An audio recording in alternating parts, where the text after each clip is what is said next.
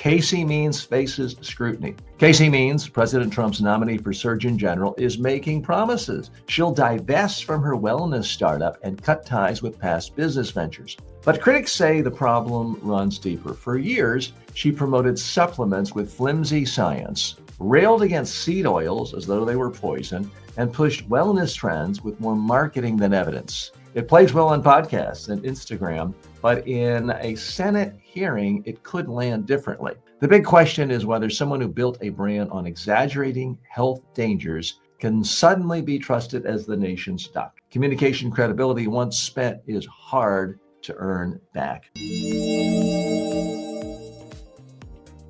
Okay, what's the real message here? I'm glad Casey Means is divesting from her numerous dubious healthcare scam investments. But it does raise questions. Why in the world do we want, as the Surgeon General, someone who's lent her name, lent her credibility, lent her media properties to supplements with no discernible evidence that they help people, to scare tactics like this seed oil boogeyman when there's no evidence seed oil's doing any damage at all? Let's dig a little deeper here. Now, I read Casey Means' book, and it is an interesting book. Most of what she says, I must stress most, is not particularly controversial and is sound advice. She makes the point that Americans in particular, but a lot of people around the world, eat vastly too much highly processed food. And the whole food industry is designed to make money by selling you stuff with lots of processed sugar, lots of processed carbohydrates,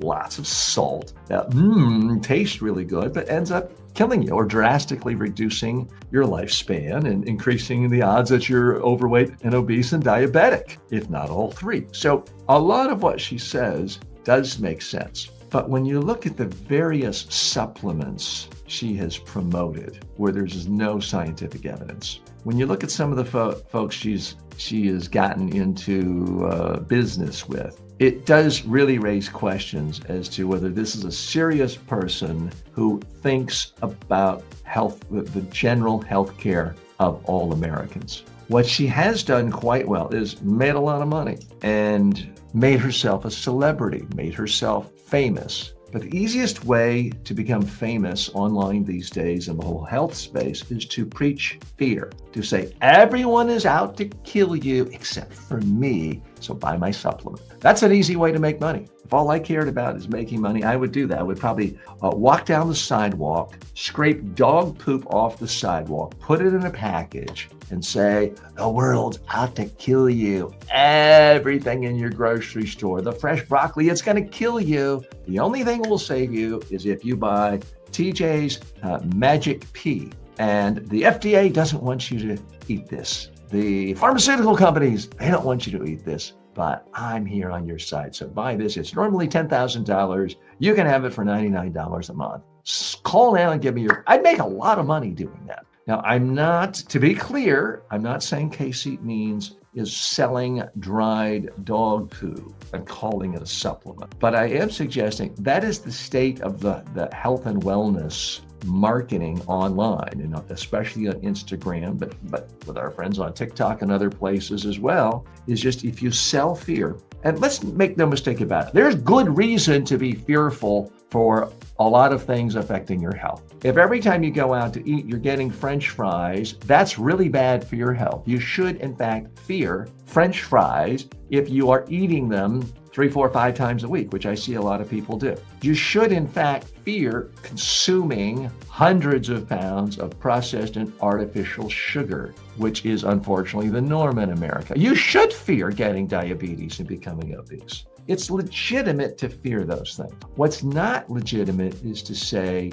your doctor wants you sick and things like that. That's not particularly helpful. So am I here to tell you the mainstream medical system is perfect? No, obviously not, especially here in the United States, because when you look at the whole healthcare system, it can rightfully be called a sick care system. It's about waiting till you've made yourself so sick by eating really bad food, often taking lots of drugs instead of eating healthy food, instead of exercising, instead of getting sleep. So yeah, there are some self-perpetuating cycles that make things worse and worse and worse, that are bad and you should be skeptical of. And the mainstream healthcare world, mainstream medical, mainstream pharmaceutical industry does in fact deserve some blame. And some of what Casey Means talks about is on target. The question is she just as guilty of hyping problems and creating problems by selling and marketing these magic teas and these magic potions and these magic supplements? That's where I have a real problem for her.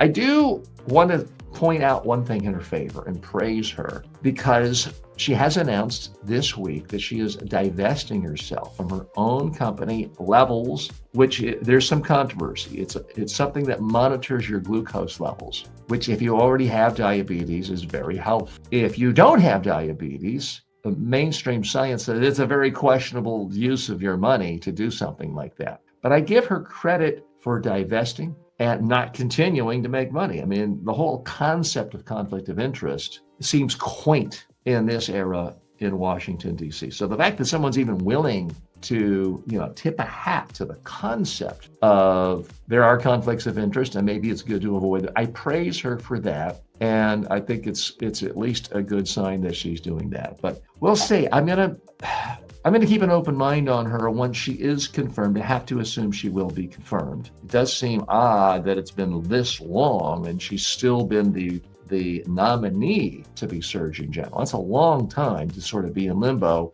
but we'll see. We'll be monitoring this closely. Would love to get your opinions on her. Again, I've read every page of her book. I think it's called Good Energy. It's an interesting read. It's a New York Times bestseller, and she clearly has some academic medical credentials. She's a graduate of Stanford Medical School. But I would love to get your opinions on it too. Feel free to post in the YouTube page, my post section on YouTube, or any place else where you're watching or viewing this, as well as on TikTok.